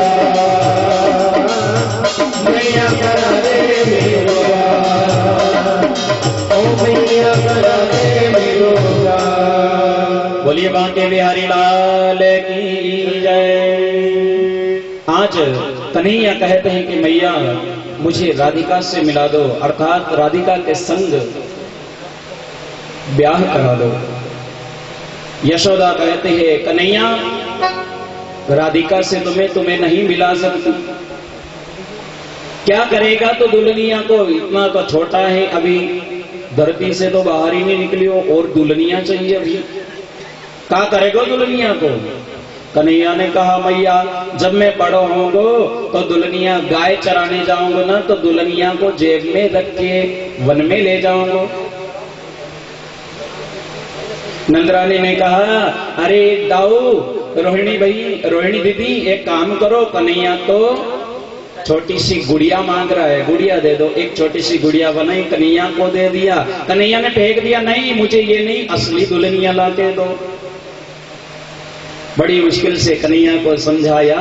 श्री सुखदेव जी महाराज कहते हैं हे राजन देखो यहाँ दो हट हैं, एक तो बाल हट और एक माँ हट, माता की भी एक हट है यहाँ पर। माँ कहते हैं नहीं दूंगी और कन्हैया कहते हैं मैं तो दुल्हनिया दूंगा। सुखदेव जी कहते हैं राजन परीक्षित वह पूर्ण ब्रह्म परमात्मा जो कि संपूर्ण विश्व का रचयिता है, इस संसार को उत्पत्ति और पालन करता है तथा संहार करता है, वही पूर्ण ब्रह्म परमात्मा आज नंदरानी के भवन में कई प्रकार की लीलाएं करते हैं। एक बार भगवान श्री कृष्ण अपने छोटे छोटे ग्वाल सखाएं, छोटे छोटे बाल सखाओं को और बलराम जी को साथ में लिया। भगवान श्री कृष्ण चलते चलते इस ब्रज भूमि में ग्वालों के बीच में गए और ग्वालों से कहा भैया हमें इस ब्रज की भूमि में गौ माताओं की सेवा करना है, क्योंकि गाय ब्राह्मण इनका विशेष, इनके ऊपर यह धर्म टिका हुआ है। गौ ब्राह्मण और संत तथा धर्म की रक्षा करने के लिए मेरा प्रादुर्भाव होता है। तब परमात्मा ने गौ माता की सेवा करने के लिए मां से आग्रह किया मैया अब मुझे आज्ञा दो कि हम सब छोटे छोटे ग्वाल सखा गौ माता की सेवा करें। मैया ने कहा कन्हैया तुम अभी छोटे हो, तुम अभी बछड़े हो, इसलिए तुम गाय नहीं चरा सकते, बछड़े को चराओ। अरे क्योंकि तुम भी बछड़े और तुम गाय के बछड़ों को चराओगे तो बछड़े को तुम मना सकते हो, गाय को नहीं संभाल सकते। गौ को तो बलराम चराएगा, ग्वाले चराएंगे और तुम बछड़ों को लेकर के जाओ। आज कन्हैया ने भाद्रपद शुक्ल पक्ष की राधाष्टमी के दिन अर्थात गोपाष्टमी गौ माता को तिलक किया, घी का तिलक किया। गौ माता को एक घी का दीपक लगा करके गौ माता के दिव्य मंगल में आरती की और गौ माता को गुड़ और रोटी खिलाया, गौ माता के चरणों में प्रणाम किया, पीला वस्त्र गौ माता के सिंह में बांधा और सोने की घंटी बना करके गौ माता के गले में पहनाई। गौ का पूजन करके आज कन्हैया पहली बार गौ भक्त बने। अरे कृष्ण ने गौ माता की सेवा की। गौ माता को छोटे छोटे बछड़ों को लेकर के कुछ ग्वाले और कुछ बलराम जी महाराज और स्वयं भगवान श्री कृष्ण इन बछड़ों को और गायों को लेकर के वृंदावन की ओर प्रस्थान करते हैं। वृंदावन में पहले एक सुंदर वन था जिसमें गायें चरती थी और जमुना का पानी, जमुना बहती थी, जमुना में ये गौ माताएं पानी पीती और दिन भर वृंदावन में चरती थी। बछड़ों को लेकर के कन्हैया जा रहे थे, आगे आगे बछड़े हैं, पीछे ग्वाले हैं और बीच में कन्हैया हैं। चलते जा रहे हैं कि अचानक एक कंस का भेजा हुआ दैत्य वहां पर आता है जिसका नाम था वत्सासुर। बछड़े का रूप लेकर के आया और दोपहर के समय कन्हैया के बछड़ों के बीच मिल जाता है। बलराम जी की नजर पड़ी। बलराम ने कहा, कन्हैया ये बछड़ा अपना नहीं है, ये किसी और का है। कृष्ण ने कहा, दाऊ जी हो न हो, किसी का भी हो, पर आया है तो इससे मिलना पड़ेगा। धीरे धीरे कन्हैया बछड़े के पास में गए। बलराम की तरफ मुख करके भगवान खड़े थे, बातें कर रहे थे कि पीछे से वह बछड़ा आया और कन्हैया को उठाया और जैसे ही उछाला, कन्हैया त्रिभुवन का भार लेकर बछड़े के ऊपर बैठ जाते हैं। दोनों कान पकड़ लिए बछड़े के। ग्वालों ने कहा, कन्हैया बछड़े को क्यों मार रहे हो? बलराम जी ने कहा, कन्हैया बछड़ा मत मारो, ये बछड़ा गाएगा। कन्हैया ने कहा, गौ का बछड़ा नहीं है, ये तो मामा जी का भेजा हुआ हमारे लिए खिलौना है। आ जाओ, इस खिलौने पर बैठ जाओ। बलराम जी को भी खिलौने के ऊपर, उस बछड़े के ऊपर बैठा लिया। अब कन्हैया ने उस बछड़े के कान दबाए और बछड़े को जैसे ही लात का प्रहार किया, बछड़ा भागता है कंस की मथुरा की ओर। कन्हैया को लेकर के दौड़ने लगता है। दौड़ते दौड़ते दौड़ते दौड़ते आखिर उसकी गति कम हो जाती है और बछड़ा रुक जाता है। बलराम ने कहा, कन्हैया ये खिलौना तो खराब हो गया। कृष्ण कहते हैं, मामा जी जितने भी खिलौने को भेजते हैं ना, सब टूटे फूटे पुराने खिलौने होते हैं। दाऊ जी अब ये खिलौना खराब हो गया तो क्या करें? खिलौने को हम खेल लेते हैं, आखिर खिलौने को तो तोड़ना ही पड़ेगा, खराब खिलौने को क्या करेंगे? कन्हैया उतर गए, कान पकड़े, बलराम जी ने पूंछ पकड़ी और दोनों खींचातानी करते हैं, बछड़े को खींच देते हैं और बछड़ा टूट जाता है। वत्सासुर का उद्धार हुआ। बलराम जी ने उस बछड़े को घुमा करके पूंछ पकड़ करके फेंका। वह वत्सासुर कंस की सभा में जाकर के धड़ाम से गिर जाता है। बोलिए भक्तवत्सल भगवान की जय। आज वत्सासुर का उद्धार किया कन्हैया ने। बछड़ों को लेकर के कन्हैया, जो बाकी बछड़े थे, लेकर के अधिक वृंदावन की गहराई अंदर वन में चले जाते हैं। ग्वालों ने कहा, कन्हैया हमें भूख लग रही है, कुछ उपाय करो। अब कन्हैया वृक्ष के नीचे गायों को छोड़ देते हैं, बछड़ों को छोड़ देते हैं। सारे ग्वाल वाल इकट्ठे बैठ जाते हैं आसपास भोजन करने के लिए। कोई कहता है मैं मेरे घर से माखन लाया हूं, कोई कहता है मिश्री लाया हूं, कोई कहता है मैं पूरी लाया हूं, खीर लाया हूं। कई प्रकार के पकवान सब लोग लेकर के आए थे। ग्वाले वाले सब बैठे हुए थे, बीच में कन्हैया बैठे हुए हैं और सब एक दूसरे को भोजन करवा रहे। पर एक उसमें एक ग्वाला ऐसा था जो चुप बैठा हुआ था। कन्हैया ने उससे पूछा, मधुमंगल तुम भोजन क्यों नहीं करते? मधुमंगल ने कहा, कन्हैया तुम लोग तो यदुवंशी हो, अरे तुम तो ग्वालों के हो और तुम्हारे गाय भी है, सब कुछ है, और मेरे घर पे तो गाय नहीं है, मैं ब्राह्मण का बालक हूँ। मेरे पिता तो इधर उधर कार्य करते हैं, घूमते फिरते रहते हैं और मेरे घर पे अन्न नहीं था, मेरे घर पे आज भोजन नहीं बना था, इसलिए मैं कुछ नहीं लेकर के आया। कन्हैया ने बलराम की ओर इशारा करते हुए कहा, दाऊ जी मैं भोजन करूंगा तो आज केवल मधुमंगल के घर पे करूंगा। मुझे अगर कोई भोजन करवाना चाहे तो मैं मधुमंगल के हाथों का भोजन करूंगा। मधुमंगल ने कहा, कन्हैया मेरे घर पे तो भोजन ही नहीं बनाए, आज तुम क्या भोजन करोगे? विश्वनाथ भगवान जगन्नाथ सोचते हैं, जिस जगन्नाथ के द्वार पे कोई भूखा नहीं सोता, आज ये मेरा छोटा मेरा मित्र मधुमंगल, और वो भी ब्राह्मण का बालक होकर के आज इसका परिवार भूखा सोएगा, ये ऐसा कदापि नहीं हो सकता। कन्हैया ने ग्वालों से कहा, आज से एक मंडल बनाया जाएगा, मेरे इस मंडल में कोई भी भूखा नहीं सोएगा। सब ग्वालों ने कहा, तो कन्हैया क्या तुम अपने घर से भोजन लाके सबको खिलाओगे? कहा, नहीं, सबके घर से नहीं, मेरे घर से नहीं, तुम सबके घर से भोजन आएगा और हम सब ग्वाले भोजन करेंगे। कन्हैया वो कैसे? कन्हैया कहते हैं, आज से हमारे 32 लड़के हैं टीम में, और उनमें से मधुमंगल को छोड़ करके 31 लड़कों के बीच में गोप ग्वालों के घर में हमारी एक टीम बनी, और इस टीम का नाम होगा बाल गोपाल चौर्य विद्या प्रचार मंडल। आज से हम सभी 31 लड़के मिलकर के घर घर में चोरी करेंगे, वहां से माखन चुरा के लाएंगे और हम सब मिलकर के मधुमंगल को खिलाएंगे। हरे हरे। कुछ कुछ ग्वाले कहते हैं क्यों रे, पटेल का छोरा होकर के चोरी करना सिखाता है। भगवान ने कहा ये चोरी नहीं है, अरे ये तो साहूकारी है। पहले पूरी बात सुन लो, जिनके घर में चोरी का नंबर होगा उसी का लड़का सबसे आगे होगा, वही चोरी करेगा, वही मटकी उठा के देगा। अरे सुखदेव जी कहते हैं राजन, आज कन्हैया ने एक बालकों का एक गठन किया और माखन चुराने की लीला प्रारंभ की। अब कन्हैया मधुमंगल से कहते हैं मधुमंगल आज कुछ भी हो पर मैं तुम्हारे घर का भोजन करूंगा। मधुमंगल कहता है ठीक है कन्हैया जाता हूँ। कन्हैया मधुमंगल घर जाता है, देखा घर से एक 3 दिन की खट्टी छाछ रखी हुई थी, उस मटकी को लेकर के आया। कन्हैया के सामने जैसे खड़ा मन में विचार करता है कन्हैया ने पहली बार भोजन मांगा और मैं उसे खट्टी छाछ पिलाऊंगा, ऐसा नहीं हो सकता। उस मधुमंगल ने खुद वो छाछ पीना प्रारंभ कर दिया। ग्वालों ने कहा कन्हैया देख तुम्हारे लिए छाछ लेके आया और खुद पी रहा है। कन्हैया दौड़े दौड़े आए और मधुमंगल ने जल्दी जल्दी छाछ पी, तो आधी तो पी ली, बाकी ढोल दी और बची हुई मटकी फेंक दी।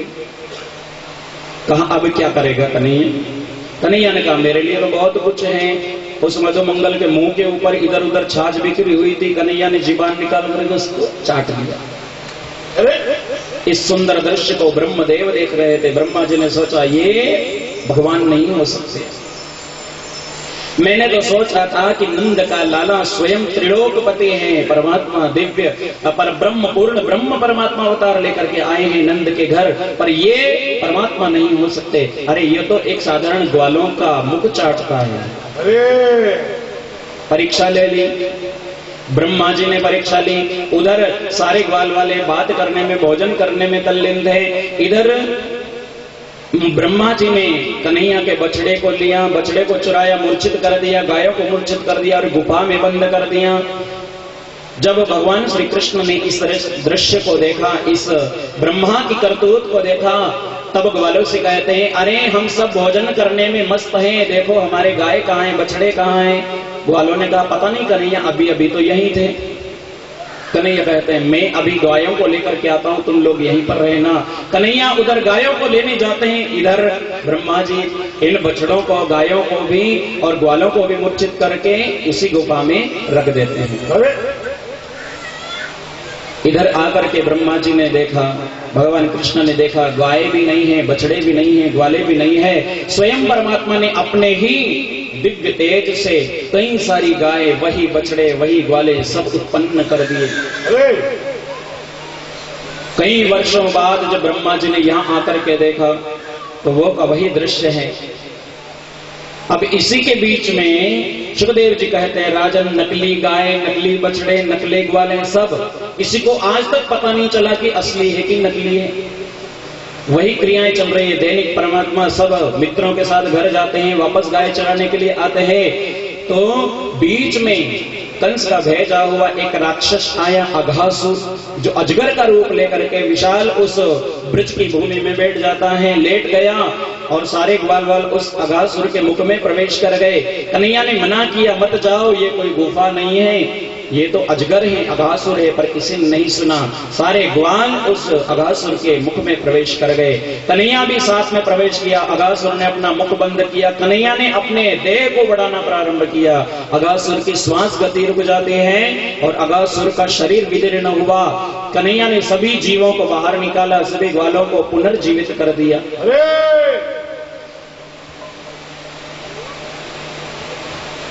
अब कहीं बहुत दिनों के बाद में ब्रह्मा जी ने आकर के देखा तो वही बछड़े, वही ग्वाले। ब्रह्मा जी समझ गए यही ब्रह्म हो सकते हैं, लीलाधारी पुरुषोत्तम है, लीला करने के लिए आए हैं। भगवान से प्रार्थना करते हैं प्रभु हमें क्षमा कर दो, मैं तो समझता था कि आप एक साधारण ग्वाले हो, पर हे प्रभु मेरे भाग्य हैं, इन ग्वालों के कितना बड़ा भाग्य है, इन गरुओं का कितना बड़ा भाग्य है कि मेरे कारण आप स्वयं गाय बने हो, आप स्वयं अपने तेज से बछड़े बन गए, आप स्वयं अपने तेज से ग्वाले बन गए हो और आपने संपूर्ण ब्रज की गोपियों को आनंद दिया, संपूर्ण ब्रज की गौ माताओं को स्वयं अपने बछड़े बन करके उनको पुत्र बन करके सुख दिया है। हे कृष्ण मुझे क्षमा कर दो। ब्रह्मदेव को भगवान ने क्षमा नहीं किया। प्रार्थना करते हैं नौ मेड्यते दिवपुषे तड़िदंबराय गुंजावतंस परिपेक्षण सन्मुखाय हे कृष्ण, हे द्वारिकाधीश, हे नारायण, हमें क्षमा कर दो। ब्रह्मा को क्षमा नहीं किया। आखिर ब्रह्मा प्रार्थना करते हुए अपने ब्रह्मलोक में पहुंचे। वहां देखा तो स्वयं ठाकुर जी पहले से ब्रह्मा बनकर के ब्रह्मलोक में बैठे हुए। अपने दूतों से कहा, देखो आजकल हमारे जैसे ब्रह्मा बहुत सारे घूम रहे हैं इस दुनिया में, देख लेना कोई अगर बेरुपया आए तो इसे ब्रह्मलोक में आने मत देना, भगा देना यहां से। और बाल कृष्ण ब्रह्मलोक में ब्रह्मा के पद पर ब्रह्मलोक में बैठ जाते हैं। ब्रह्मा जी आए और जैसे ही अपने भवन में प्रवेश करने लगते हैं, द्वारपाल ने रोक दिया, ओए बेरुपी भाग। ब्रह्मा ने कहा, अरे पागल हो गए हो, मैं ही तो ब्रह्मा हूं। नहीं नहीं, हमारे ब्रह्मा तो अंदर बैठे हो गए। समझ गए, चरणों में गिर गए। प्रभु, हे द्वारपालों, क्या हम तुम्हारे ब्रह्मा के दर्शन कर सकते हैं? ग्वालों ने कहा, उन जो दूत थे उन्होंने कहा, अभी हम आते हैं। भगवान से कहा, प्रभु आपका ही बेरुपी आपसे मिलना चाहता है।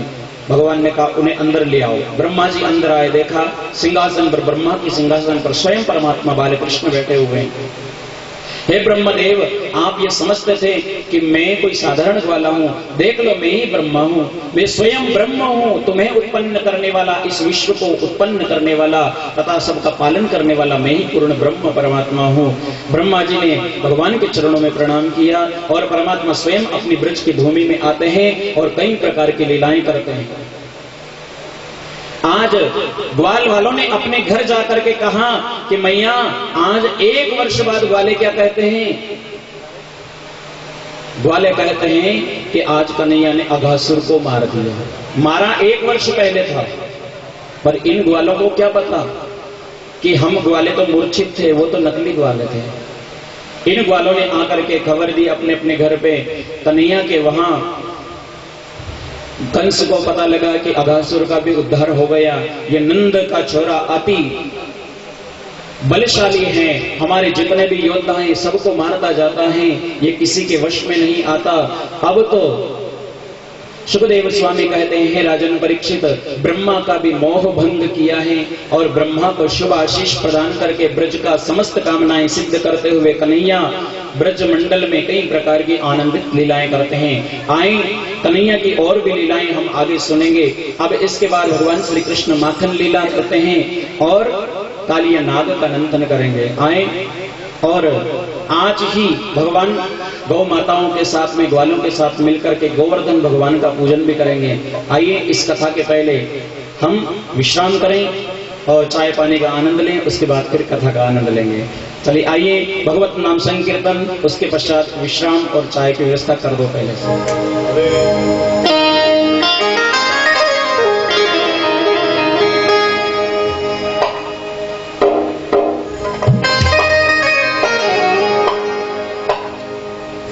गोविंद मेरो है, गोपाल मेरो है, गोविंद मेरो है, गोपाल मेरो है, गोविंद मेरो है, गोपाल मेरो है, गोविंद मेरो है, गोपाल मेरो है, श्री माते बिहारी नंदलाल मेरो है, श्री नंदलाल मेरो है, श्री बांके बिहारी नंदलाल मेरो है, श्री बांके बिहारी नंदलाल मेरो है, गोविंद मेरो है, गोपाल मेरो है, गोविंद मेरो है, गोपाल मेरो है।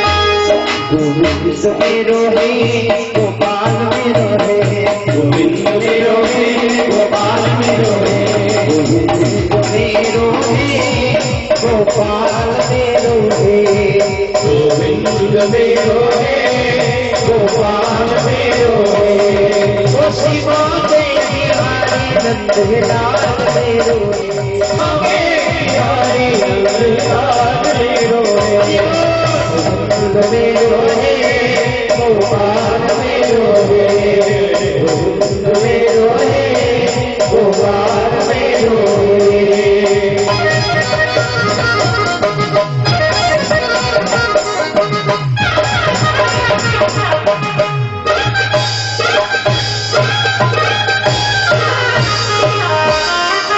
बोले गोविंद भगवान की जय। सुखदेव स्वामी कहते हैं राजन परीक्षित, आज नंद बाबा और भगवान श्री कृष्ण के कहने पर सारे ग्वाल वाल मिलकर के गोवर्धन भगवान की पूजा अर्चना करते हैं। गोवर्धन भगवान की पूजा अर्चना की, सारे ग्वाल वालों ने ठाकुर जी के सामने भोग लगाया और हाथ जोड़ करके प्रार्थना करते हैं। खीरचन है, फूल, जलेबी, आलू बड़ा, बालूशाही, कलाकंद, रसगुल्ला, 56 प्रकार का भोग गोवर्धन भगवान के सामने रखा था। नंद बाबा कहते हैं कन्हैया क्या आपके हमारे गोवर्धन भगवान अपना भोग स्वीकार करेंगे? कहा जरूर ग्वालों, अगर भाव से हम प्रेम से भगवान को याद करेंगे तो अवश्य परमात्मा हमारे इस भोग को स्वीकार करेंगे। ग्वालों ने हाथ जोड़ करके प्रार्थना की, पहले पूजा अर्चना की, सब ग्वालों ने मिल करके और भोग की थालियां रखी। ग्वालों ने कहा हे कृष्ण हमारे भोग को स्वीकार करो, हे गोवर्धननाथ हमने 56 भोग आपको लगाया है, हमारे इस भोग को स्वीकार करो। हे ठाकुर जी आप हमारे भोग को स्वीकार करो। तब गोवर्धन भगवान ये ग्वालों की थालियां अपने आप उठ करके इस पर्वत के अपने समान हो गए।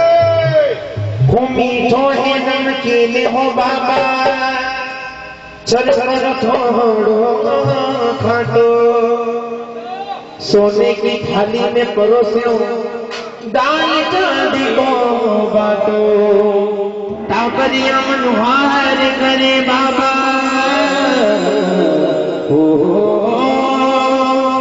देवी खाने में हो ना तो भोग लगाओ सेठ सांवलिया मारी बाकी बदता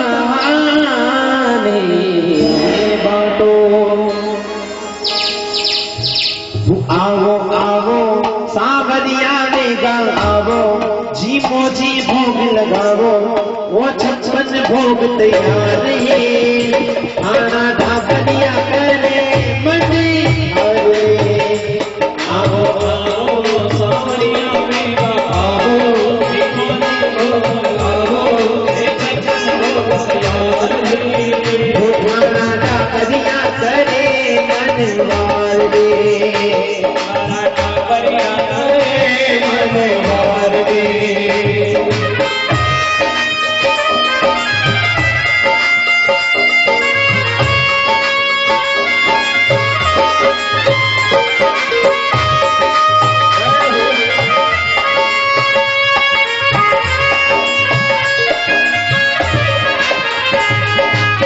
केसरिया बर्फी कलाकंद रबड़ी पेरा ईमान की बादशाही केसरिया बर्फी कलाकंद रबड़ी पेरा ईमान की बादशाही लड्डू बुंदिया जलेबी रसगुल्ला गाजर पाक मोरे रसमलाई लड्डू बुंदिया जलेबी गाजर पाक मोरे रसमलाई गुलाब जामुन गुलाब जामुन शक्करपारा जी भोग लगाओ भोग लगाओ वो 56 भोग तैयार है आना कावड़िया करे मनोहार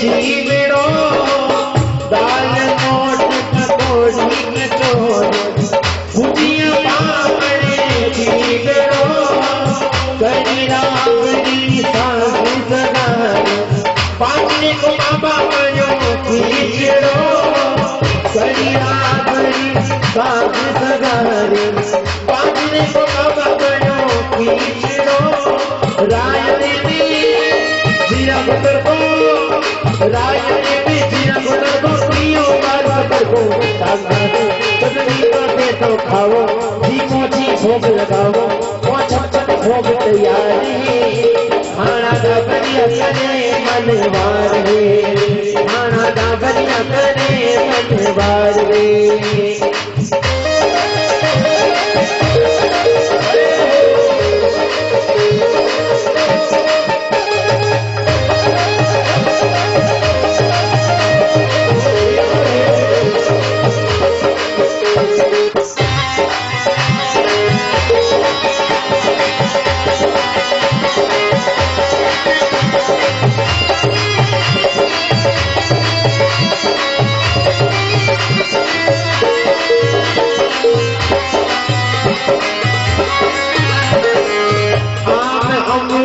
अंगूर अनाना आलू बुखरा भरिया है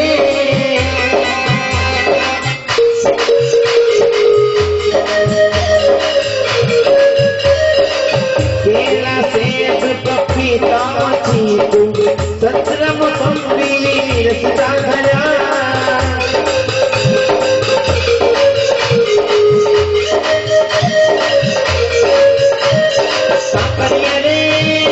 लाल मदनिया लाल मदनिया टमाटर खीरा नींबू खाटो थोड़ा थोड़ा छिड़काओ धीमो जी भोग लगाओ वो छप्पन भोग तैयारी खाना डाबरिया करे मनवार रे खाना डाबरिया करे मनवार रे खाना डाबरिया करे मनवार रे खाना डाबरिया करे मनवार रे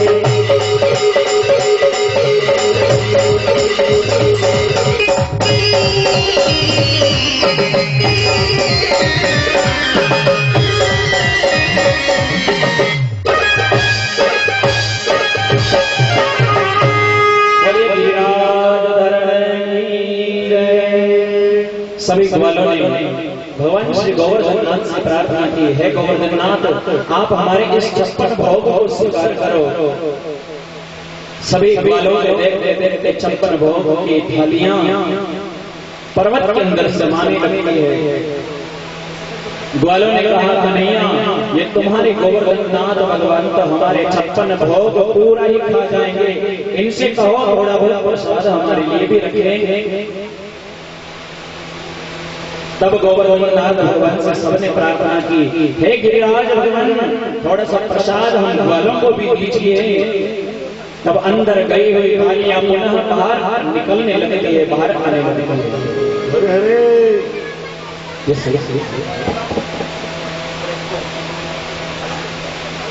अंदर गई हुई थालियां पुनः बाहर आने लगी।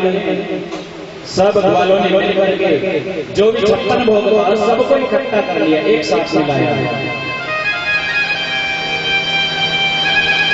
मीठा जो मिठाई थी उसे खटाई तीखा जितना भी 56 भोग था सबको एक एक कर लिया, खिचड़ा बना दिया। खिचड़ा और खिचड़ा बना करके ग्वाले कहते हैं कन्हैया ये कैसा स्वाद है, खट्टा भी एक में, मीठा भी एक में, चरखा भी एक में, सब एक साथ कर देते हो।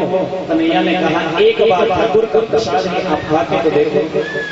जब वह खिचड़ा बनाया सभी ग्वालों को परोसा, ग्वाले ने जब प्रसाद खाया तो ग्वाले कहते हैं कन्हैया वास्तव में गोवर्धन नाथ भगवान का प्रसाद तो बड़ा ही मधुर है।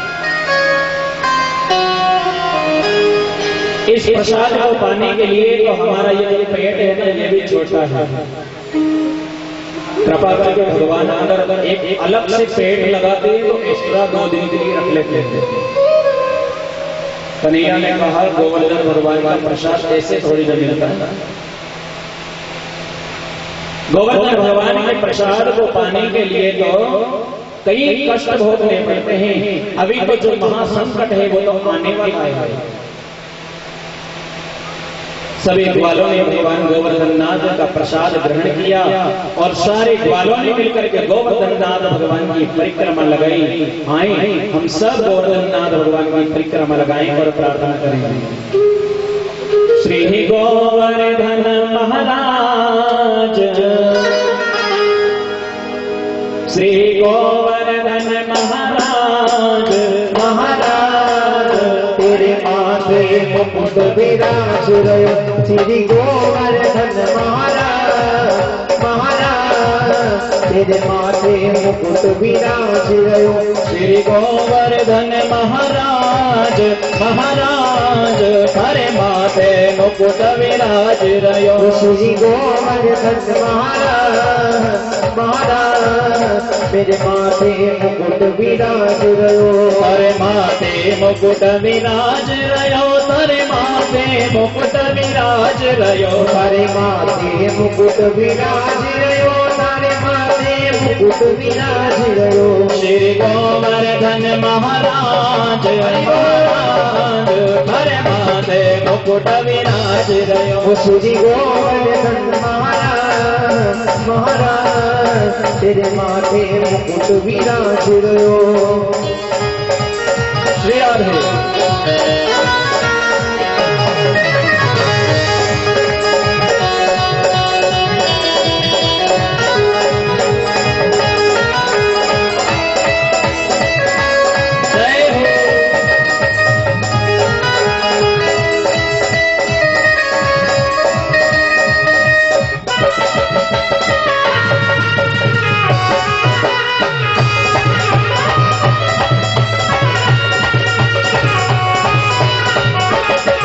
तो पे पान चढ़े रे तो पे फूल चढ़े, तो पे पान चढ़े तो पे फूल चढ़े। तो पे पान चढ़े रे तो पे फूल चढ़े, तो पे पान चढ़े तो पे फूल चढ़े। और चढ़े दूध की धार, हाँ धार हर माथे मुकुट विराज रयो। मोट चढ़े दूध की धार, ओ धार तेरे माथे मुकुट विराज रयो। श्री गोवर्धन महाराज, महाराज हरे माथे मुकुट विराज रयो। श्री गोवर्धन महाराज, महाराज तेरे माथे मुकुट विराज रयो।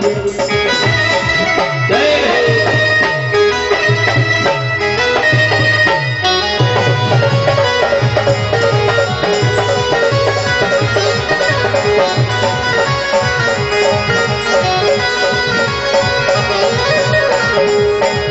तेरे कानन कुंडल सोहे रहे, तेरे कानन कुंडल सोए रहे। तेरे कानन कुंडल सोहे रहे। तेरे कानन कुंडल सोए रहे। तेरी थोड़ी पे, तेरी थोड़ी पे, तेरी थोड़ी पे हीरा लाल, हाँ लाल हरे माथे मुकुट विराज रयो। तेरी थोड़ी पे हीरा लाल, हीरा लाल तेरे माथे मुकुट विराज रयो। श्री गोवर्धन महाराज, महाराज हरे माथे मुकुट विराज रयो। गोवर्धन महाराज, महाराज तेरे माथे मुकुट विराज रयो।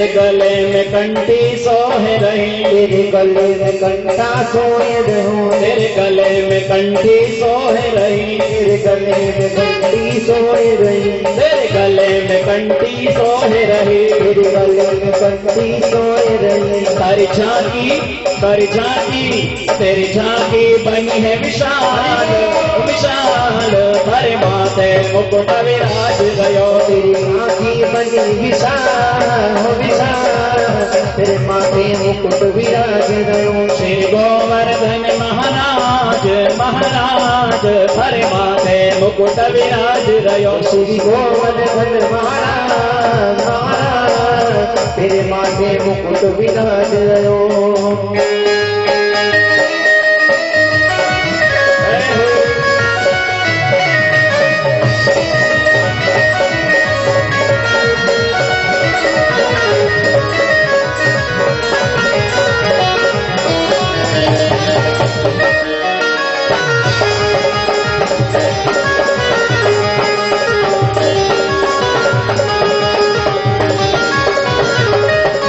सात कोस की परिक्रमा, तेरी सात कोस की परिक्रमा, तेरी सात कोस की परिक्रमा, तेरी सात कोस की परिक्रमा। चकलेश्वर चकलेश्वर चकलेश्वर है विश्राम विश्राम, हरे माथे मुकुट विराज गयो, चकलेश्वर है विश्राम विश्राम, तेरे माथे मुकुट विराज गयो। श्री गोवर्धन महाराज महाराज, हरे माथे मुकुट विराज गयो, श्री गोवर्धन महाराज महाराज, तेरे माथे मुकुट विराज गयो।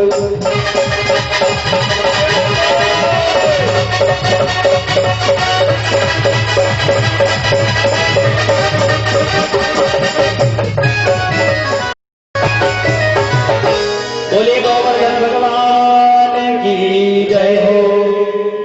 सारे ग्वाल वालों ने मिलकर के गोवर्धन भगवान की परिक्रमा लगाई। 7 कोस की गोवर्धन भगवान की परिक्रमा है। कभी वृंदावन जाओ तो गोवर्धन की परिक्रमा जरूर लगाना, क्योंकि गोवर्धन नाथ की परिक्रमा लगाने से जन्म मरण के चक्कर से बंधन से मुक्त हो जाते हैं। आज ग्वाल वालों ने गोवर्धन भगवान गिरिराज भगवान की परिक्रमा लगाई। सारे ग्वाल वाले एकत्र हुए। देवराज इंद्र को जब खबर लगी कि एक ग्वाले के बालक ने मेरी पूजा बंद करवाई है, जो ग्वाले प्रतिवर्ष अनुसार मेरी पूजा करते थे, इस वर्ष एक ग्वाले के बच्चे ने मेरी पूजा बंद कर दी और एक पहाड़ को पूजवाया है, पर्वत को पूजवाया है।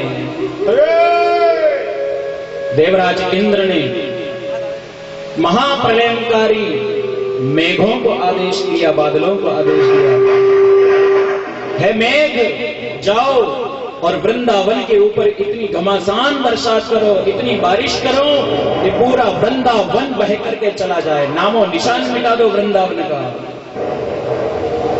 आज्ञा पा करके महान वेग से ये मेघ आए और 4 महाप्रलय के बादल, जिन्होंने गर्जना करते हुए पूरे ब्रज की भूमि के ऊपर मूसलाधार बरसात की। 7 दिन तक लगातार बरसात हुई। ग्वाले सब परेशान। हे कन्हैया, हमने कहा था देवराज इंद्र का पूजन बंद मत करो, तुम्हारे कहने पर हमने पूजा बंद की इंद्र की।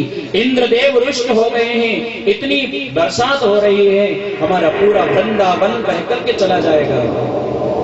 कन्हैया अब रक्षा करो, कौन बचाएगा हमें? कन्हैया ने कहा चिंता मत करो, जिन गोवर्धन भगवान की आपने परिक्रमा की उनसे प्रार्थना करो, वो ही हमारी रक्षा करेंगे। सभी लोगों ने हाथ जोड़कर गोवर्धन भगवान से कहा, हे गिरिराज हमारी रक्षा करो, रक्षा करो, त्राहि माम, हम आपकी शरण में आए हैं, हे परमात्मा हमारी रक्षा करो। कन्हैया नंद बाबा की गोदी से उठ करके गए, पर्वत के पास गए और पर्वत की गुफा में अपने हाथों को अंदर किया और धीरे धीरे पर्वत को अपने हाथों पर उठा लिया। आज सब ग्वाले कन्हैया के इस दिव्य रूप के दर्शन कर रहे हैं। आज गोवर्धन भगवान को कन्हैया ने अपने सीधे हाथ पर धारण किया। सीधे हाथ की छोटी उंगली की नाखून की नोक पर कन्हैया ने उस पर्वत को धारण कर लिया। ग्वाले कहते हैं, कन्हैया आपने पर्वत धारण किया है, हम भी आपका सहयोग करेंगे। सभी ग्वालों ने अपनी अपनी लकुटियां लगा दी, टेका लगाया। ग्वाले कहते हैं, कन्हैया अब रहने दो, हम उठा लेंगे गोवर्धन, आप छोड़ दो। ग्वालों को लगता है कि हमने इस पर्वत को अपनी लकड़ियों पर टिका रखा है। ग्वालों को लगता है कि हमने अपनी लकड़ियों पर इस पहाड़ को उठा रखा है। कन्हैया ने सोचा, ठीक है, थोड़ी देर इन ग्वालों को बता देना चाहिए। कन्हैया ने जैसे हाथ हटाया, पूरा पर्वत दबने लगा। कन्हैया, ये पर्वत हमसे नहीं उठता, ये तो आप ही उठाओ, हम तो केवल निमित्त मात्र हैं। भगवान कहते हैं, सुखदेव स्वामी ने कहा, राजन, ये संसार रूपी जो पर्वत है, इस पर्वत को परमात्मा के अलावा, शेषनाग के अलावा, अनंत नारायण के अलावा दूसरा कोई नहीं उठा सकता। इसके भार को केवल अनंत भगवान ने स्वीकार किया है, वही इसे उठा सकते हैं। पूरे ब्रह्मांड को शेषनाग ने अपने मस्तक पे धारण कर रखा है। इस पर्वत को, विशाल गोवर्धन पर्वत को कन्हैया ने आज अपनी उंगली पर धारण कर लिया।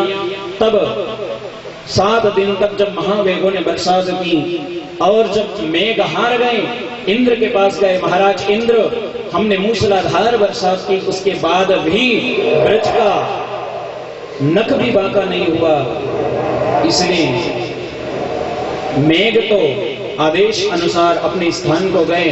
देवराज इंद्र स्वयं माता सुरभि को लेकर के आता है, गौ माता को लेकर के आया। अब ठाकुर जी को उसी गोवर्धन पर्वत के ऊपर बिठाया और गाय के दूध से भगवान कृष्ण का अभिषेक किया और कहा, हे कृष्ण, मुझे क्षमा कर दो, मैंने सोचा था कि आप एक साधारण ग्वाल हो। हे त्रिलोकाधिपति, मुझे क्षमा कर दीजिए। भगवान ने देवराज इंद्र से कहा, इंद्र, तुम्हारा अपराध क्षमा के योग्य नहीं है, क्योंकि तुम अगर मेरा अपराध करते तो मैं तुम्हें क्षमा कर देता, पर तुमने मेरी गौ माताओं का अपराध किया है। तुमने मेरे वृंदावन को नष्ट करना चाहा, जो वृंदावन मेरी आत्मा है, तुम इसे मिटाना चाहते थे। तुमने मेरे गोप बालाओं के मन में चिंताएं पैदा कर दी है, उत्पन्न की है, इसलिए तुम्हारा अपराध क्षमा करने के योग्य नहीं है। तब सुरभि मां ने कहा, हे ठाकुर, हम जानते हैं कि इंद्र का अपराध क्षमा करने के योग्य नहीं है, किंतु इंद्र तो अज्ञानी है, इंद्र आपका पुत्र है। आप ही, आपके आदेश से इंद्र समय समय पे इंद्र लोक, इस स्वर्ग लोक आदि का पालन करता है, समय पे बरसात होती है। हे प्रभु, ये प्रकृति आपके अधीन है, आप प्रकृति के अधीन नहीं हो। ये देवराज इंद्र आदि तो समस्त आपके अंग प्रत्यंग है, क्षमा कर दो। सुरभि माता के प्रार्थना करने पर इंद्र को भगवान ने क्षमा किया। इंद्र ने गौ दुग्ध से भगवान शिव कृष्ण का अभिषेक किया। तब छोटे छोटे जो ग्वाल सखा थे, उन्होंने भी अपनी गायों का दूध निकाला और आज कन्हैया का अभिषेक कर दिया। और देवराज इंद्र ने भगवान का वहां पर एक नाम रखा, आज से कन्हैया तुम गिरिराज धरण के नाम से प्रसिद्ध होगे, गिरधर गोपाल कहलाओगे। आज से कन्हैया के 2 नाम और पड़ गए। बोले गोवर्धन नाथ की जय, गिरधर गोपाल की जय, गिरिराज धरण की जय। गिरिराज को अपने उंगली पर धारण किया, इसलिए गोवर्धन नाम है। सुखदेव कहते हैं, हे राजन परीक्षित, ये संसार के भार को उठाना परमात्मा के वश में है, अपने वश में नहीं है। परंतु यह इंसान, यह जीवात्मा मोह के जंजाल में फंस करके ये सोचता है कि पूरे परिवार के भार को मैं संभाल रहा हूँ, पूरे परिवार के भार को मैं उठा रहा हूँ। यह सोचते हुए यह इस संसार में रमण करने लगता है और परमात्मा को भूल जाता है। सुखदेव जी कहते हैं, हे राजन, अब